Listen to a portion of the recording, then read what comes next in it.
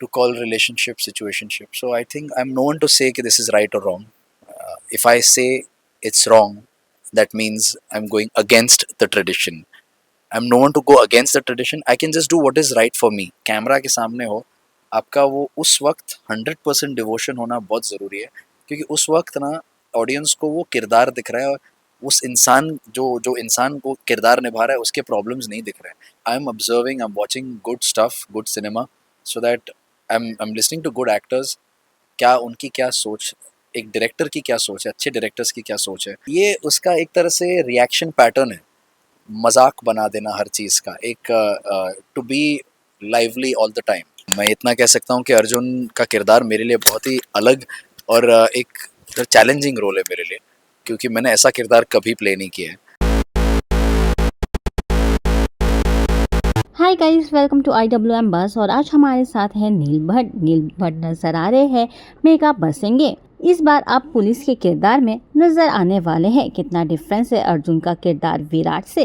पहली बात तो thank you so much for having me on IWM बस. एंड जस्ट एक small correction, in fact a big correction. मैं पुलिस प्ले नहीं कर रहा हूँ. I am not playing a police officer this time. I am playing an IAS officer, जिसमें बहुत अंतर है. IPS और IAS दो अलग अलग विभाग हैं, एंड दोनों की ड्यूटीज़ बहुत अलग हैं. So there is no similarity between Arjun and Virat. Virat अपनी जगह पर है, अर्जुन अपनी जगह पर है.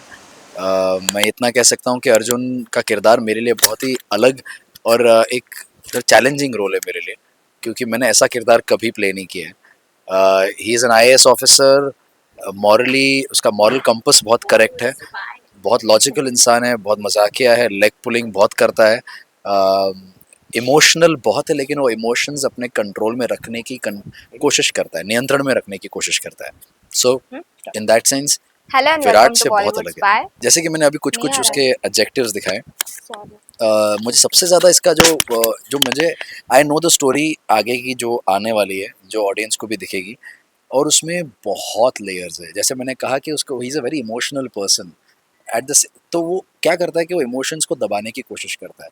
तो उसका हर एक का एक डिफेंस मैकेनिज्म होता है. तो आई थिंक उसका ये जो मजाकिया तौर है, ये उसका डिफेंस नहीं बोलूँगा, लेकिन ये उसका एक तरह से रिएक्शन पैटर्न है.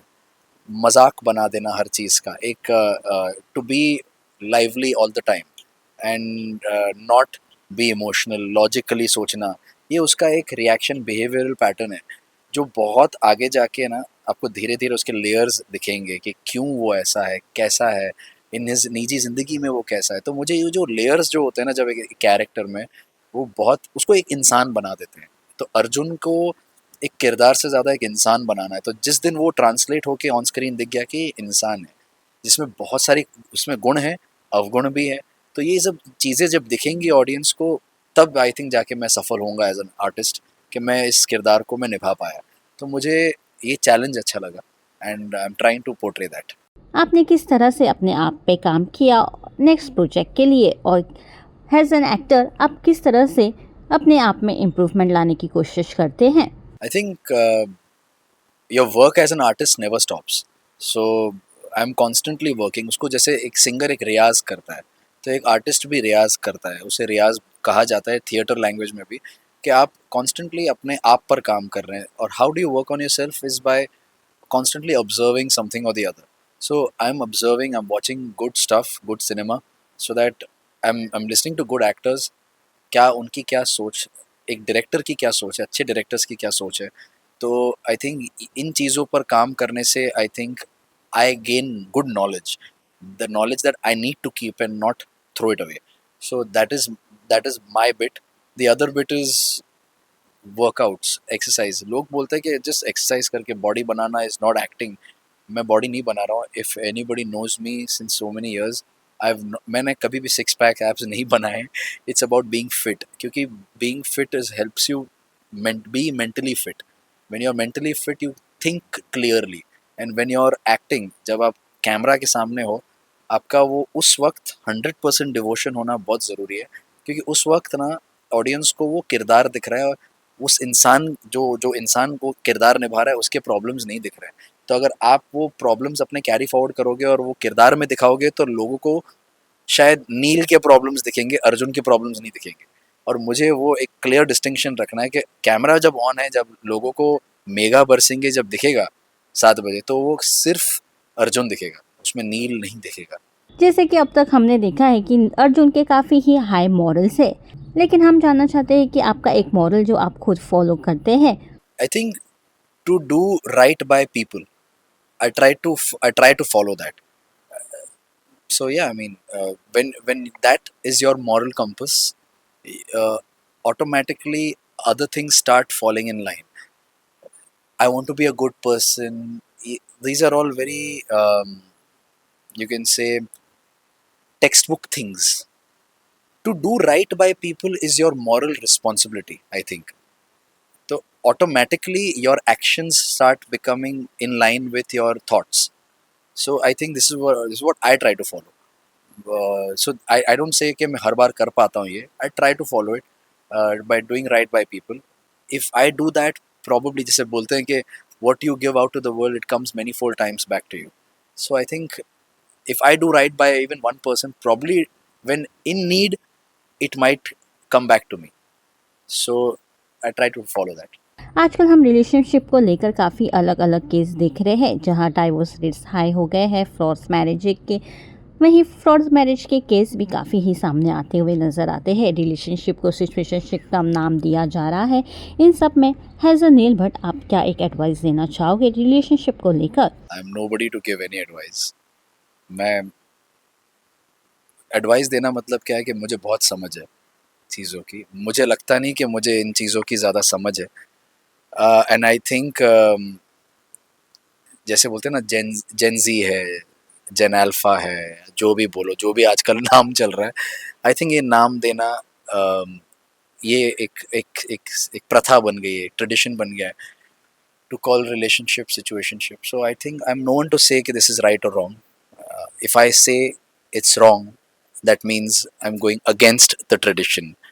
I'm no one to go against the tradition. I can just do what is right for me. I respect the institution of marriage. I respect relationships. I respect the fact that it's a union of two people. So मेरे लिए वो बहुत मायने रखता है. जो relationship को situationship कहते हैं, शायद वो अपने एक्सपीरियंसेस को मद्देनजर रखते हुए ये सब चीज़ें बोल रहे. तो I would wish them all the best. That's it. I am no one to say कि ये गलत है. जिनकी ये सोच है वो उनकी सोच है. नील, आपका और किंशुक और नेहा के साथ कैसा बॉन्ड रहा है अब तक? I think we share a fantastic bond, and although I've not shot a lot of scenes with them, but जितना भी काम किया है, we've shot some really nice scenes, and I'm surprised that इतनी जल्दी एक सुर में आ गए हम. कभी कभी कुछ रिहर्सल्स की ज़रूरत पड़ती है, कुछ वर्कशॉप्स की ज़रूरत पड़ती है, and I'm so happy I'm working with them. They're fantastically professional people, always ready on time, always on time on set, which I really respect in an artist. और ये मैंने अमिताभ सर से सीखा है, क्योंकि it's very well known about him that he is always the first person on set. So I won't say I'm the first person on set. मेरा जो call time होता है मैं उस पर आके बैठना चाहता हूँ. So ये मेरी रिस्पॉन्सिबिलिटी है. एक मेरी टीम ने सोचा हुआ है कि नील को इस टाइम पे बुलाना है, तो I can't take that lightly कि मैं अपने टाइम पे जाता हूँ. I'll be there on my time. वहाँ पर खड़ा रहूँगा सेट पे. फिर जब भी काम शुरू होना होगा वो हो ही जाएगा. लेकिन I respect that other artists also follow this, and it's really good to see this. Neel Bhatt के फैंस के लिए एक मैसेज हो जाए. Thank you so much guys for all the love and support you've showered on me and my other shows that I've done. The same thing I ask you this time for Mega Barsenge. Please shower your love. अपना प्यार बरसाइए mega बरसेंगे पर. And बस I'm hoping for the best to happen, and I hope you guys love the work that we've done.